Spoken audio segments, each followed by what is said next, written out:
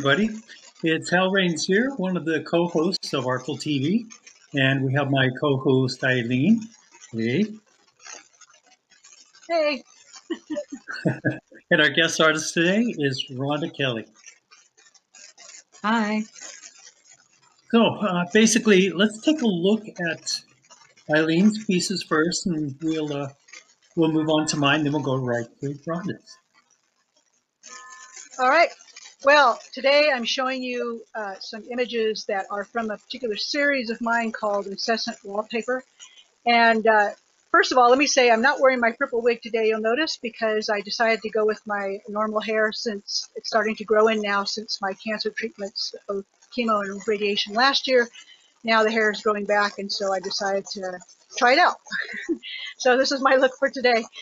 But the show, or the pieces that I'm going to show you today, they were done during the time that was the preparation during and after for my kidney surgery when I donated a kidney for my husband. So a lot of these pieces are reflective of that. So you'll start seeing that in the work. And this is not every piece in this series, but this is a large chunk of it. So let's start with the first piece here. This is called Third Time's a Charm. And obviously right off the bat, you see kidneys that are prominently displayed in this piece. Very abstract, but then the images of the kidneys themselves are a signature because it was a thought of mine at the time, obviously concerned for my husband, and then also for the fact that we were going through these surgeries to hopefully provide him a kidney and provide kidneys to several other people that were in the chain that my kidney started. So third time's a charm. All these people had a couple of kidneys like we all are born with, but those two are not working, so hopefully the third one and the new one coming in is the one that works for everyone, and that's where that idea came for this piece.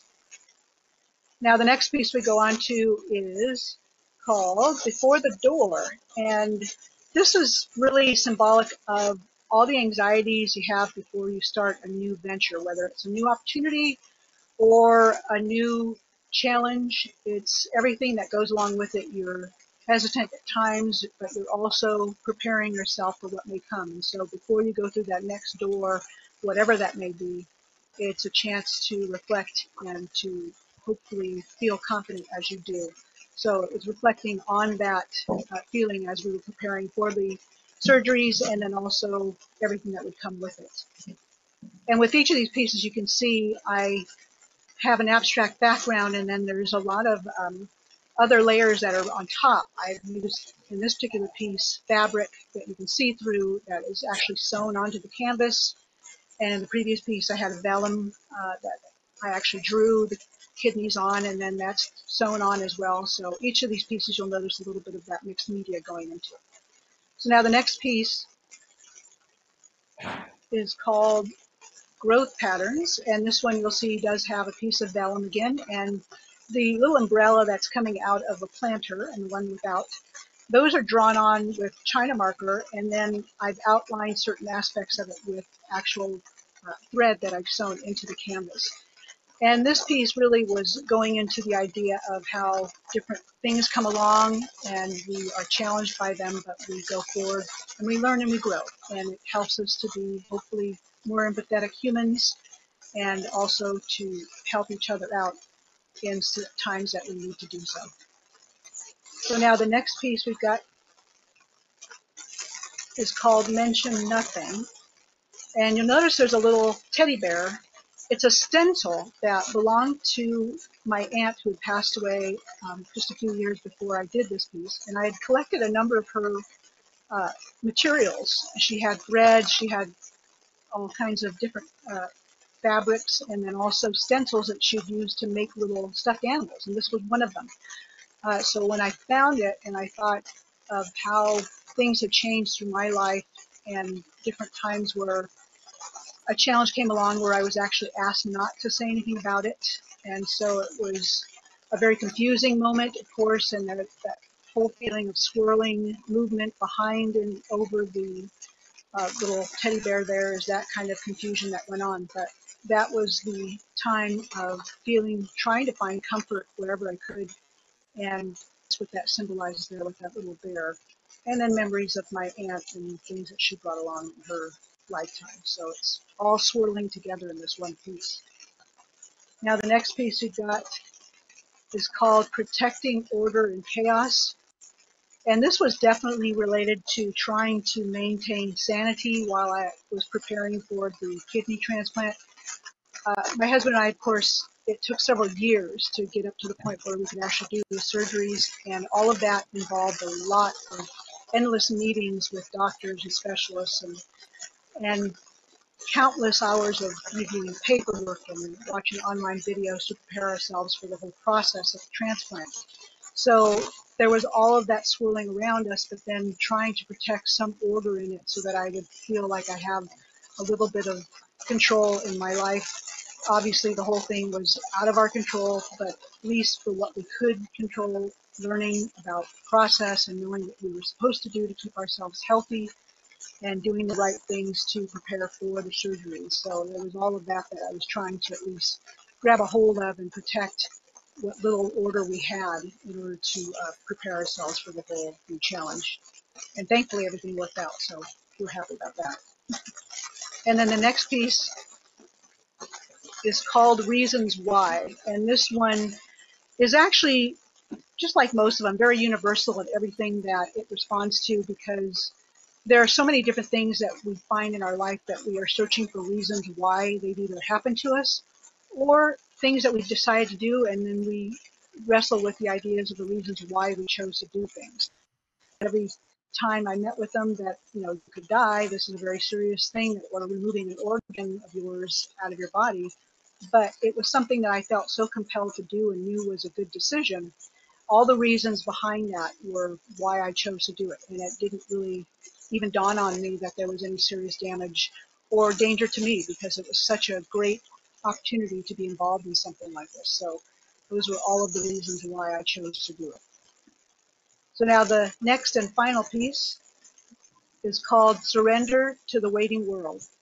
And often in my earlier work, I did a lot of pieces with chairs, and usually it was reflecting on something specific about myself. The chair represented me. And so you see again in this piece, then I've got the chairs going with it, and it almost is completely reflective on the very first piece I showed you, which had the 3 kidneys and the 2 that were on the vellum and then joined to the other one. And so it's similar in that feel that you've got what was before and then reaching to what is the current situation and coming to some grips with the reality of that. And there's a bit of surrendering that we do to that reality as it comes to us, but we make the best we can of it. So this is several of the pieces that I had from the series called Incessant Wallpaper. And like I said, some of them were done just before, during the time, and then right after the surgeries, and gave me a chance to on what we had just been through. So these are all the things that I thought about while I was going through it. Thank you for sharing. Yes, thank you so much. Thank you for asking. Well, and now let's take a look at Hell's work, because I know he has a new video of what he's working on, and so let's see what that's all about. Thank you. Okay, we talked about 2020, the end of 2020, and a lot of time for reflection there. So I'm going to go over some slip trailing techniques. I hope you'll stay with me, because really there's so many ways to decorate clay. So you can see, basically I've pinched clay, and you've watched the other videos where I've shown you how I did that. And so here at this point, I'm starting to decorate. And slip trailing is basically a matter of just the regular clay you use and putting a colorant in it. Sometimes you can use underglaze, which is something I really do enjoy a lot. And you have to be careful of bubble blowouts. That's basically you get a bubble in your little tube, and you didn't shake it quite right, and instead of the bubble being at the bottom of the bottle or squeezing out, it'll actually pop. So you notice each of these little curly things, basically it's an opportunity for you to decide you want to have more slip trailing or less slip trailing. And it depends on what I'm feeling at a particular time. I love the slip trail look because it's kind of decorative in a way that lace can be, but depending on the colors you use, it either takes on a masculine or feminine look. And for me, it's just very appealing. And it sells well too, which is also important. So that's just a bamboo brush that I'm using to brush the the slips together. And then cutting it off the wheel, I set it aside to dry. And a little bit the backside of it is almost ready to go in the kiln. So again, the bat right there. So there's the piece when it's ready to go in the kiln. The little slip trail bottle, little nibs on the backside. Okay, so this one is just a real simple little piece. Well, actually, it's quite large. And I did a lot of different things with it, but you've seen me do these techniques. So at this point, I'm mirroring up to the particular ones that by now you probably are familiar with. So I just colored the whole piece with the slip trail, and this is in the rosy pink color. And so then I'm just using a rib so I can get the stripes and pull that decoration out. Then I use some sort of, if you've done any kind of printing with, oh gosh, paints and stencils, you know what pouncing is. And so I'm just using a brush to get some extra texture there, because I love texture in the pieces. I mean, that to me is one of the most important parts of being able to work clay. There's no perfect way, it is just the way you use it. And, scalloping tools and basic ones that are there to flatten it and get some more texture in the piece. I'm using the same slips again, that rose color, and also the bronzy brown. So basically you can see that I've stretched the coloring down into the pink and down into the center. And I'm just at this point, I've just indicated the locations where I'm going to start slip trailing in the middle and work outwardly. As you're seeing again, those little circles, the more partial circles, that's an invitation to either add more detail or stop or change direction or color. It's really up to you. Slip trailing is so much fun. So, yeah, and again, like I did before, I put the dots in the middle and it works through there. I really love the way this piece came out. Speaking of which, too, I have another one that focuses on Valentine's Day pieces. So it's also on the CMAC website. So, and that's it, ready to go in the kiln. So this one's just a tiny bit, teeny tiny. So this is a large salad bowl. And you can see I really just am touching it a little bit. So from going quite ornately down to minimal scale. There's really no right or wrong way. It just depends on what you want from the piece. And there's the inside.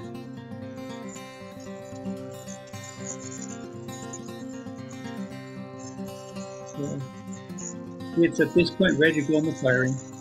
And those are the musicians who allowed me to use their music. So thank you. And my website is halrainspottery.com. You can always reach me at halrains@sbcglobal.net. I'd be glad to talk clay with you. Okay, thank you. That's great. And really good stuff. Thank you. And that brings us to our guest artist today, Ronda Kelley, who's a professor at Fresno State, fiber and assemblage artist, and I cannot wait to see her pieces. And I also teach at Fresno City College. Oh, that's right. I forgot about that. That's okay. Okay. So, yeah, I'm happy to be here. Thank you so much for inviting me on. It's wonderful to be here. And yeah, I'm a fiber and assemblage artist. And assemblage can of many things. It can consist of painting. It can consist of weaving.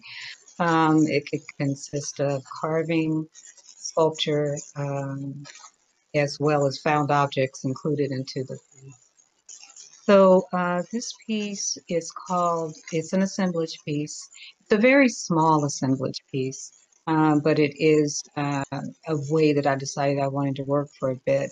It's called Insight, and it is about going within, allowing the self to go within and to figure out what it is that you need for yourself before giving it to others. And so it's an assemblage piece with paint, some found objects, rhinestones, mirror, and shell. That six-pointed star. That's just Yeah, so, and the it's so six-pointed star historically is great. it's a balance symbol. It really is a balance symbol of the masculine and the feminine, as above, so below. And I did a whole series with fiber that we'll get into around as above, so below. Yeah, so this is just an example of some of the crochet work that I've done. So I weave, but I also crochet a little bit. And so this is a collar. It's a decorative collar. I don't think I ended up giving this one a name. Usually most of my pieces always have a name, the wearables as well. For instance, the piece that she's wearing, the dress that you can't fully see, it'll show up, parts of it will show up in another slide. That one is called Falling Away. And it's part of a series that I did for healing garments. And it's about releasing. But that's simply a decorative piece that I did. And it's a crochet high collar. Right. And so next one. This one is a piece that is not for sale. This piece is important to me. It is my last living grandparent. I was very fortunate and blessed to have known grandparents. And my living one was my maternal grandmother, Anna Simmons, her name. And when she passed away, my mother and my aunt were cleaning out her things. And one of the things that they came across was this old jeweled compact, and that's what that is on the orange circle there. And so the piece is called Seeing Through the Heart. And did it out of love for her, love for my ancestors, love for my family, love for myself, and love in terms of my journey. And so there are rose crystals on that red tail, and then of the all-seeing eye of what people tend to be familiar with of Ra. And so it is about literally seeing through the heart and then loving oneself in return. And so that compact, it's not open here and I don't have an open shot of it, but if you were to open up the compact, I took out the old makeup. I placed in a little collage of flowers and then merged and the mirror on the other side was cracked. I just wanted to leave it like that. I felt like it added character and it was also a certain um, amount of wear that was associated with my grandmother that I wanted to just leave it. And so the next piece. So this is pretty much from here on out, except for the last slide, we're going to be looking at a series that I did that was out of fiber work, and it was called As Above, So Below. And so this piece is called Damballa Essence. And when I put together pieces, a lot of times I am thinking about traditional African philosophical as well as spiritual systems and incorporating that particular feel and the philosophy into the work. So all of these will have opposite colors. I was purposely incorporating orange and indigo or indigo type tones because indigo represents the all-seeing eye, or some people will call it the first eye, some people will call it the third eye, and then which is a creative center because it is connected to your mind and you create many beautiful things with our mind. And then the orange is connected to the creative sacral chakra, which is the chakra that all of us must come through in order to be in the planet, which is basically the regenerative organs. And so I was thinking about, and then also Damballa Damballa is masculine, but has a feminine part, and then those two are united, and the feminine part tends to be associated with the rainbow. And so on the next piece, this piece is called Portal. This is the bottom part of that dress that has printmaking on it, and it's called Falling Away. Oh, The piece can be see that. worn several different ways. It can be worn on the hip. It can be worn across. It also can be worn on the neck. It can be doubled up, but it has a lot of flexibility. But technically, because it's so small, it is really basically an ID holder that one could utilize. But portal is what we all must come through in order to grow, whether it's as a literal human or it is attempting to grow mentally, attempting to grow spiritually, attempting to grow the portal is where you go through in order to grow. And I've experienced and will continue to many portals. But again, this is part of the As Above, So Below connection collection. And so there's silver, rose quartz, cowrie shells, dyed fabric, mirror, seed beads, and weaving. All right. And with the next one. And so all of the As Above, So Below collection, I incorporated rose quartz. Rose quartz tends to be associated with love. And that was very important, that above all, getting your balance, doing everything that we do in the world, love is important to start in, remain in, and attempt to walk in. So this piece is called Waters of Noon. And Waters of Noon, some people might hear her name be pronounced Nun, but Noon is the sky. People would call it a goddess, but really the proper term is Neter. And she is aspect of creation that is associated with the cosmos and is associated with the feminine life-giving portion of the cosmos. And so Waters of Noon. And of course, as we know, all of us had to marinate in our parents for at least 9 months, or in our moms for at least 9 months. And that's a very watery sort of a space to be in. Then the front of it is on the next slide. So there's the front.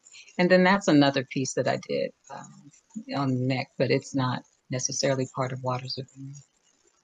Okay, and so all of the work that you see on it is hand dyed, hand stitched. Some of it is machine stitched, but